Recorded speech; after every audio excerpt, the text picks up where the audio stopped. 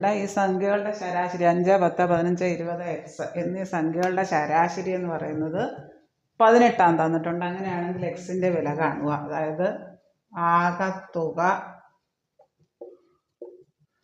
ഈ അളവുകളുടെ എല്ലാം ആകത്തുക ഡിവൈഡഡ് ബൈ എണ്ണം, 5 എണ്ണം എന്ന് പറയുന്നത് 18. ശരാശരി എന്ന് പറയുന്നത് ആകത്തുക ബൈ എണ്ണമാണ്. അപ്പോൾ ഇവിടെ ഇതെല്ലാം കൂടെ ഇത് ഇങ്ങനെ ക്രോസ് മൾട്ടിപ്ലൈ ചെയ്യാം നമുക്ക്. 5 + 10, 5 + 10 + 15 + 20 + x = 18 × 5 = 90. അതായത് ഇതെല്ലാം കൂടെ കൂട്ടുമ്പോൾ 50 കിട്ടും. 50 + എക്സിൻ്റെ വില 90. ഇപ്പോൾ എക്സിൻ്റെ വില 90. ഈ കൂടെ കിടക്കുന്ന 50 ഇവിടെ കൊണ്ടുവന്ന് കുറയ്ക്കുന്നു. -50 = 40 കിട്ടും. ഓപ്ഷൻ ഡി ആണ് ഉത്തരം. ഇവിടെ ശരാശരി എന്ന് പറയുന്നത് ആകത്തുക, തന്നിരിക്കുന്ന അളവുകളുടെ ആകത്തുക ഡിവൈഡഡ് ബൈ എണ്ണം. ഇവിടെ ഇതെല്ലാം കൂടെ കൂട്ടി എണ്ണം കൊണ്ട് ഹരിക്കുന്നതാണ്. ശരാശരി 18 തന്നിട്ടുണ്ട്.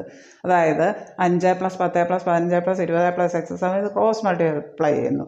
18 × 5 90.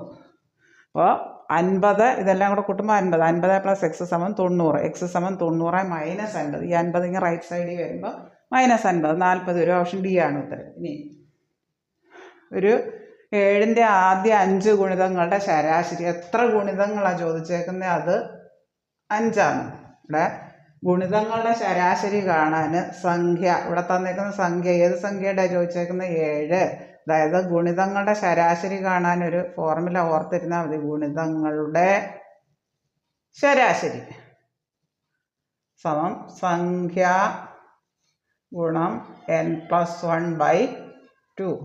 അതായത് 7 ഗുണം 5 പ്ലസ് n ഇവിടെ 5 ആണ്, സംഖ്യ ഇവിടെ 7 ആണ്, /2. അതായത് 7 ഗുണം 6/2 സമം 3. 7 ഗുണം 6/2 3. 7 ഗുണം 3 സമം 21 ആണ്. ഓപ്ഷൻ ഡി ആണ് ഉത്തരം.